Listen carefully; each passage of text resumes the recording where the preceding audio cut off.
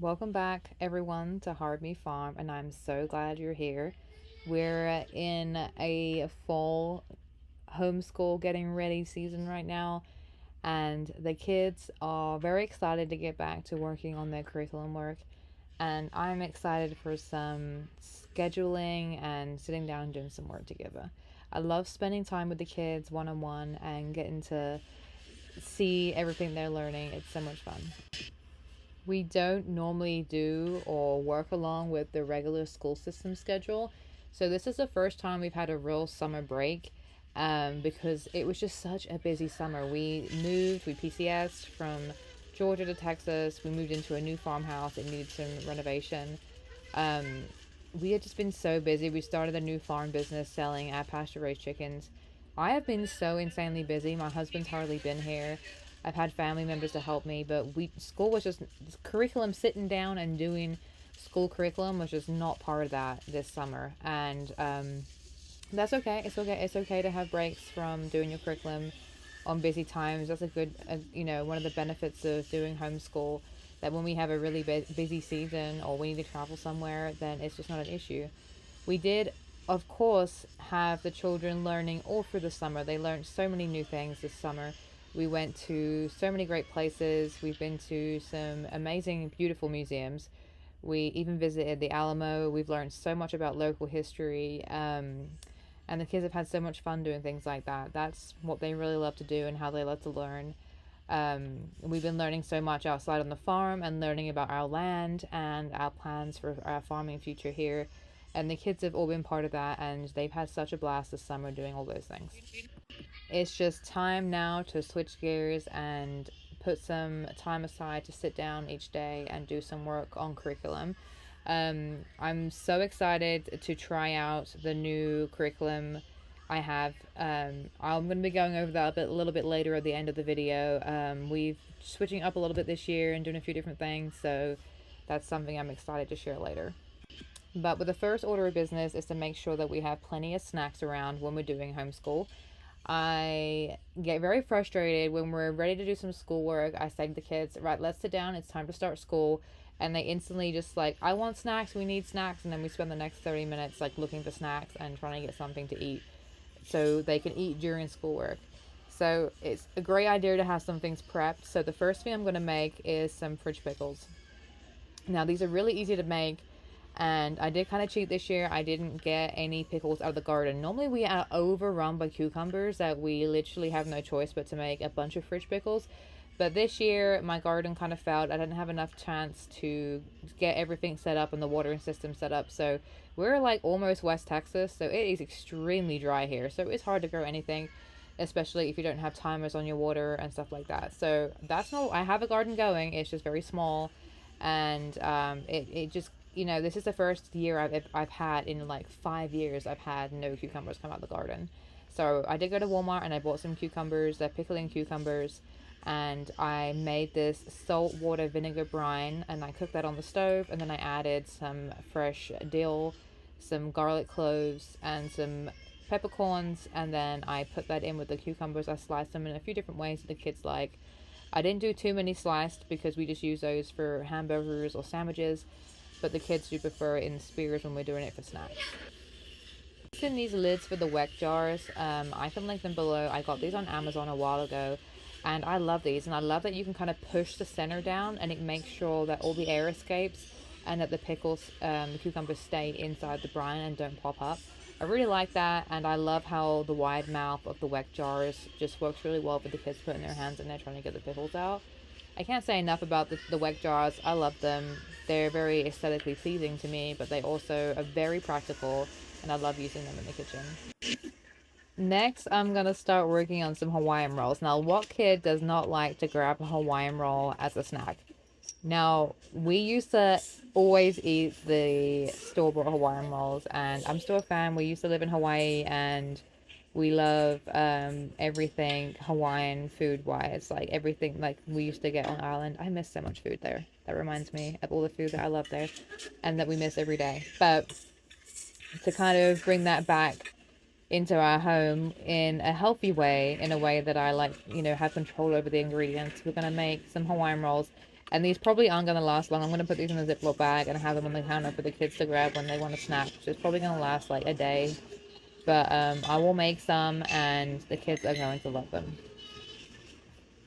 I guess technically I could have done a double batch and put them in the freezer, but they still probably wouldn't have made it into the freezer. And, the kids just eat these so fast. So I can easily just make these once or twice a week and we just have those for snacks on those days. Of course, we don't constantly want to be eating Hawaiian rolls every day. So I'll probably just batch make these until we get bored of them and then make something else similar, just like a dinner roll.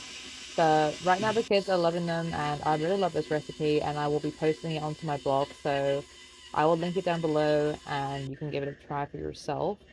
I think that when the kids are not hungry when we're doing schoolwork, it works so much better. And if they're not constantly thinking, I feel like as soon as we sit down to do schoolwork, they're telling me how hungry they are. So make sure they have food in their bellies and make sure they don't have a lot of distractions around thinking about, oh, I want to go get some food or I want to go do this. And we get into the school groove faster and they just get done with the learning.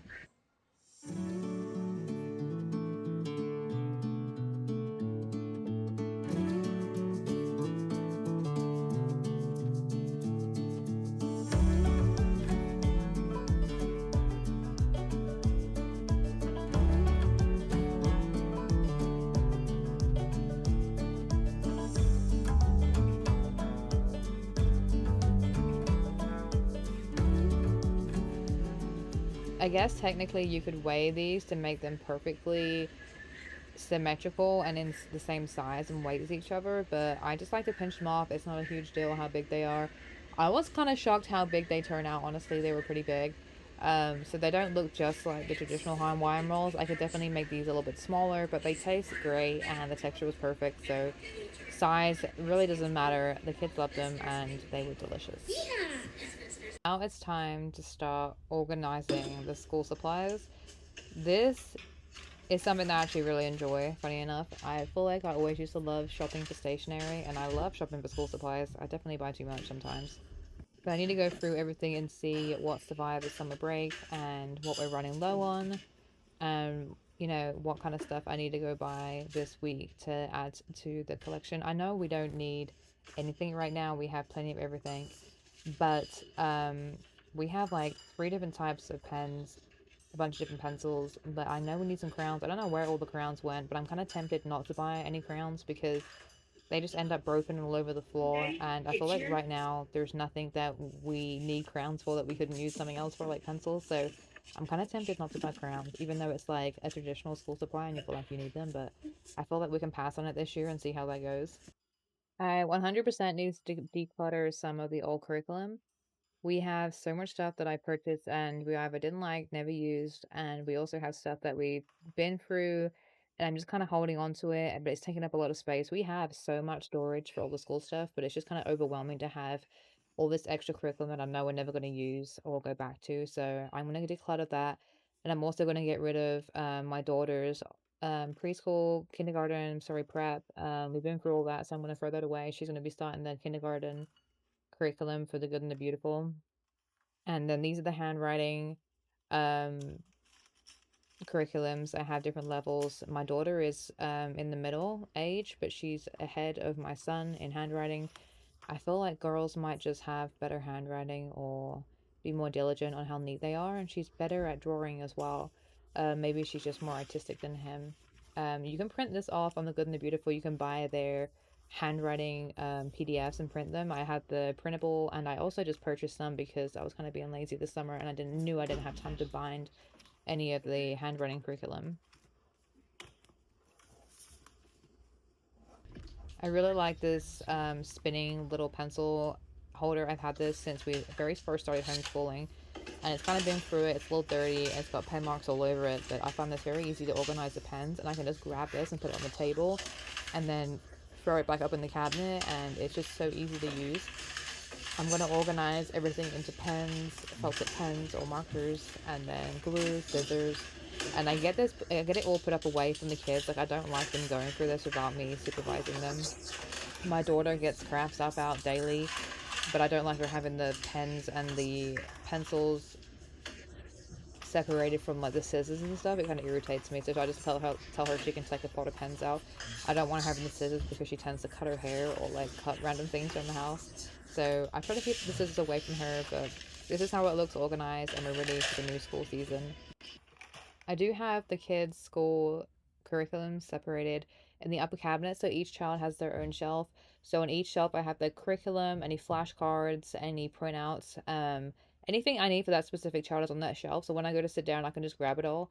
Right now, I'm teaching my oldest two together, and then the youngest one, he's having some issues, some learning difficulties, I believe. So I'm teaching him separately, and this year I'm going to be trying all about learning, all about reading with him. Sorry, it's different to the Good and the Beautiful, and I think that might help better. I've tried the Good and the Beautiful with him, preschool and kindergarten. We just trying the preschool right now, and it is just not working for him. So that's okay. We're gonna try something new, and I can get back to you about how I feel about all about reading. I have a friend that really likes it. Just going over it and reading it, I'm not a fan personally, but it might work better for this child, so I will try it out. This is the new Good and the Beautiful history curriculum, and this is the first year. We did do the very first lesson, and I did read it over before we moved, and then we haven't touched it at all summer because we've been so busy. But I'm so excited to get back into it. My oldest son, absolutely loves history, and we've been doing so much history over the summer in person, going to museums and whatnot. So I'm ready to dive into some curriculum with him, and I know it's going to be a blast. With my daughter, we're going to be doing the Good and the Beautiful first grade. We're going to be doing language arts, and she's already been doing the math first year for the last 6 months. So we're going to continue doing that. She's really great at doing that. And we're going to be starting with the language arts, and she's so ready to read. With my oldest son, it's been kind of hard, but she is so ready to read. I'm so excited to teach her how to read. At the beginning of every school year, I have to remind myself that I don't have to be perfect, just have to be prepared for everything that's going to come this school year. We're going to have so many things come up. Each year we've had tragedies, moves, so many different things come up, and we just keep on trucking with the homeschool. I want to thank you all for hanging out with me today. Don't remember, if you enjoyed this video, please like and subscribe. That really helps my channel, and it really encourages me to keep getting on here and sharing with you. And that's it for today. Goodbye.